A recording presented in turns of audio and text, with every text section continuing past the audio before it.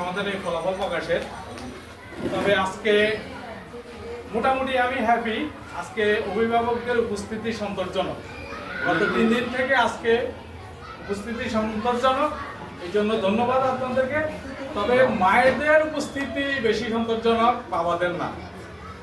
আমরা আসলে ওই দিনও গত পরশু আমরা বলেছি যে সন্তানের পড়ালেখার ব্যাপারে আসলে মায়েরা একটু বেশি ভূমিকা রাখে, কেননা মায়েরা থাকে সন্তানের কাছাকাছি। বাবারা আসলে কর্মকাণ্ডে অংশগ্রহণের কারণে বাবারা ঠিকমতো থাকতে পারে না।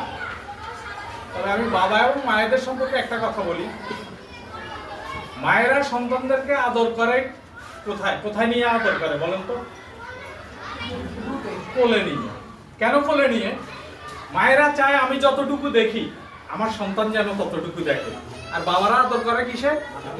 কাঁধে নিয়ে। কেন বাবারা কাঁধে নিয়ে আদর করে? বাবা চিন্তা করে আমি যতটুকু দেখি আমার সন্তান যেন আমার থেকেও আরো বেশি দেখে। তার মানে বাবা মায়েদের গুরুত্ব আছে, মায়েদের কাছে সব সময় থাকে, বাবাদের কিন্তু আরো বেশি গুরুত্ব নেওয়া উচিত সন্তানের প্রতি। কেননা আপনার চাওয়া আপনার থেকেও আপনার সন্তান যেন আরো বেশি এগিয়ে যায়। আমাদের গ্রাম অঞ্চলের অভিভাবকরা আসলে শহর অঞ্চলের চেয়ে সচেতন না, অসচেতন। কিন্তু আপনি দেখেন আপনার সন্তানকে আপনি অসচেতন। আমার বন্ধু হাসান ভুইয়া বলেছেন যে আমাদের পিতা মাতা এত সচেতন ছিল না, তারপরও আমরা কিন্তু পড়ালেখা করেছি।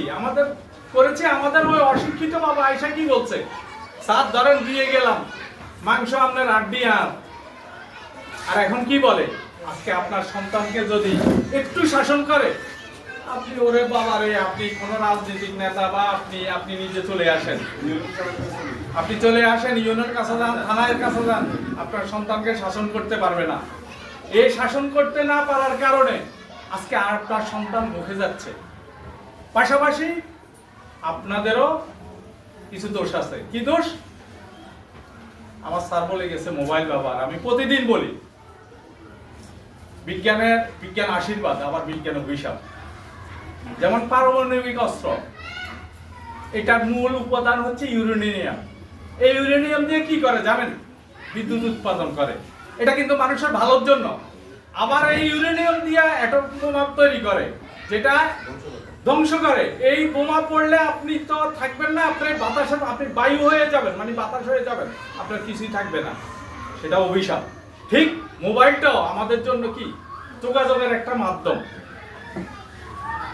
এই মোবাইল কি? চিঠিপত্র আদান প্রদানের একটা মাধ্যম। আজকে কি হয়েছে মোবাইল? ওই যে আমার বন্ধু বলছে যে রিলস, উনি বিজ্ঞান ভিত্তিক ব্যাখ্যা দিয়ে গেছে। এটা আপনারা জানি না কতটুকু ক্যাচ করতে পেরেছেন। আমি আমার ফ্যামিলির একজন সদস্য সম্পর্কে বলি, আমার ছোট ভাই বাক প্রতিবন্ধী, মানে কথা বলতে ওর মুখে আটকায়, কিন্তু সে সর্বোচ্চ ডিগ্রি অর্জন করছে। ওকে ডাক্তারের কাছে নেওয়ার পরে ডাক্তারকে বললাম যে স্যার, ও তো পড়তে কোনো কথা তার মুখে বাজে না, তাহলে সে বলতে কেন মুখে বাজে? বললো যে বইয়ের ভাষাগুলো সাজানো কথা পড়তে তার মুখে বাজবে না, কিন্তু সে যখন নিজ থেকে বলবে তখন সেটা তার মাথা থেকে আসবে। এই কারণে তার ব্রেন থেকে এটা পরিপূর্ণভাবে সার্ভ হচ্ছে না, এই কারণে সে তোতলাইতেছে। দেখেন, এটা কিন্তু বিজ্ঞানের একটা ইয়ে। আর আমরা যদি আমরা পড়ালেখা না করতাম তাহলে কি করে বলতাম? বান মারছে বা জাদুটোনা করছে। এই তো আপনি আপনার সন্তানকে নিয়ে যদি আপনি ওই মতো রিলস দেখেন, বা আপনার সন্তান কিন্তু ওইটাই তার মাথার মধ্যে ঘুরপাক খাচ্ছে, পড়া সম্পর্কে ঘুরপাক খাচ্ছে না। প্রতিদিন আমি একটা কথাই বলি, বর্তমান শিক্ষা ব্যবস্থা এবং অতীতের শিক্ষা ব্যবস্থা এক না। অতীত মানে কিছুদিন আগে শিক্ষা ব্যবস্থা এক না। শিক্ষা ব্যবস্থার আমূল পরিবর্তন হয়েছে। পড়ালেখা না করলে কেউ পাস করতে পারবেন না। বর্তমান শিক্ষামন্ত্রীর আপনারা জানেন একটা ভিশন আছে, সেটা হলো নকল মুক্ত। আর আমারও একটা ভিশন আছে এই স্কুলে, সেটা হলো আমি চাইতে 100% শিক্ষা। আমি প্রথম থেকেই বলতেছি, একজন এক সাবজেক্ট ফেল করবেন, আপনি পরবর্তী ক্লাসে উন্নতি হতে পারবেন না, আপনাকে প্রমোশন দেওয়া হবে না। প্রমোশন না দিলে কি করবেন? আপনি আবার থাকবেন না। আমার প্রধান শিক্ষক বলছে আমরা এটা অনার্স কোর্স চালু করি না 4 বছরের বা 3 বছরের, অনার্স কোর্স না এটা, প্রত্যেক ক্লাস 1 বছরের। আপনি ফেল করছেন ভাই, দরকার নাই। আপনার সন্তান, আপনি যদি মনে করেন আপনার সন্তানকে দিয়ে হবে না, আপনি এখনই নিয়ে যেতে পারেন। তবে আমি একবারে আমি জিরো টলারেন্স। আমি কোনোভাবে কোনো কিছুর প্রতি কোনো অনুরোধ, কোনো আবেদন, কোনো কিছুই আমাকে টাচ করবে না। আপনারা এটা 100% নিশ্চয়তা নিতে পারেন।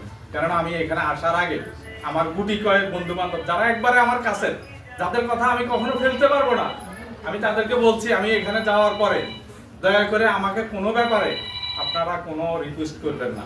এটা বন্ধু হিসাবে আপনার কাছে আমার চাওয়া, আমি সেটা বলে আসছি। আমি রাজনৈতিক একজন কর্মী, আমি আমার রাজনৈতিক নেতৃবৃন্দরাও বলে আসছি। তার মানে কি হবে না। আর আমার ছাত্র আগে থেকেই গত 2 বছর থেকে এটা নিয়ে যুদ্ধ করতেছে স্কুল প্রশাসন। আমরা স্কুল প্রশাসনের সাথে একমত।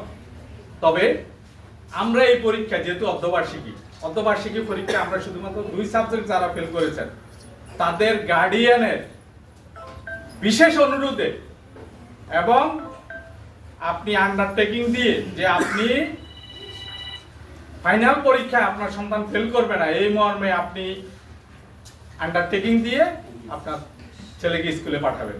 আর 2 সাবজেক্টের অতিরিক্ত যারা, তাদের ব্যাপারে আমরা আসলে কোনো সিদ্ধান্ত নিই নাই। যদি সিদ্ধান্ত নিই আপনাদেরকে জানাবো। তবে এখন আপাতত 2 সাবজেক্ট আর ফাইনাল পরীক্ষায় 1 সাবজেক্টও না।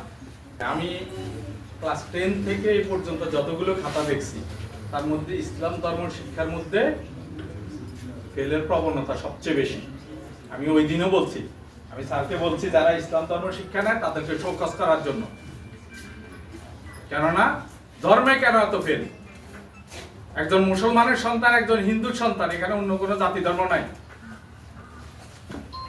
ধর্মীয় যেমন কোরআনের কোনো আয়াত পাল্টে না, কোরআনের আকীদা পাল্টে না, কোনো কিছু পাল্টে না, ইসলামী যে মূল্যবোধ এগুলো পাল্টে না। ঠিক হিন্দু ধর্ম যেটা শ্লোক বলে এটাও পাল্টে না। তাহলে আপনি ছোটবেলা থেকে আপনি জানেন নামাজ 5 ওয়াক্ত, 6 থেকে 7 গেলে কি নামাজ 6 ওয়াক্ত হয়? হ্যাঁ, হয় না। তাহলে কেন আপনি পারবেন না? আপনার কোরআনের কোন আয়াত তো 6 থেকে 7 যাওয়ার পরে পাল্টে নাই, বা 7 থেকে 8 যাওয়ার পরে পাল্টে নাই। তাহলে আপনি 6, 7, 8, 9, 10 আপনি ক্লাস 10 এও যাই আপনি ইসলাম ধর্মে ফেল করেন। ইসলাম ধর্মের সর্বোচ্চ ফেল আছে ক্লাস 10 এর মধ্যে ইসলাম ধর্মে। তাহলে ক্লাস 10 পর্যন্ত যে ছাত্র যায় আসে ইসলাম ধর্মে ফেল করে, আমি বলবো যে মুসলমানের সন্তান হিসেবে তার পড়ালেখা করার কোনো অধিকার থাকে না। আজকে মসজিদের কথা আসছে, মেয়েদের নামাজের কথা, আপনারা একজনও পড়েন না, তা আপনি ইসলাম ধর্মে ফেল করবেন না, কি করবেন? আমি বাবাদেরকে বলছি আপনি আপনার চোখে সন্তানের ভবিষ্যৎ দেখেন। আর মায়েদেরকে বলতেছি মা আপনারাও মনে করেন যে আমি যতটুকু দেখেছি আমার সন্তান যেন ততটুকু দেখে না। এই দৃষ্টিভঙ্গি থেকে বের হয়ে আসতে লক্ষ্য থাকতে রইল যে আমার সন্তান একদিন। আজকে আমি ছাত্র স্কুলের প্রাক্তন ছাত্রছাত্রীদের মধ্যে আজকে অনেকে অনেক পর্যায়ে বিভিন্ন জায়গায় বড় বড় পদে রয়েছে। তাহলে তারা কি এখান থেকে পড়ালেখা করে জানে? বা এখান থেকে যে ডাক্তার, ইঞ্জিনিয়ার, সচিব, মন্ত্রী, প্রাইম মিনিস্টার, প্রেসিডেন্ট হবে না এমন কি কোনো ইয়ে আছে? যেমন পরিবার পরিকল্পনা ডিজি আমাদের এই স্কুলের ছাত্র, এবার কেয়ারের মতো হাসপাতালের ডাক্তার আমাদের এই স্কুলের ছাত্র, সচিব আমাদের এই স্কুলের ছাত্র, বিচারপতি আমাদের এই স্কুলের ছাত্র। আপনারা যে হবেন না তা কি? আপনারা হবেন। সেজন্য আপনাদের সকলের প্রতি অনুরোধ, বিশেষ করে আপনারা যারা আসছেন, আমি বক্তব্যের প্রথমে একটা বলেছি সচেতন পিতামাতা। উপস্থিতির কারণে এই কথাটা বলেছি, আজকে উপস্থিতি সন্তোষজনক।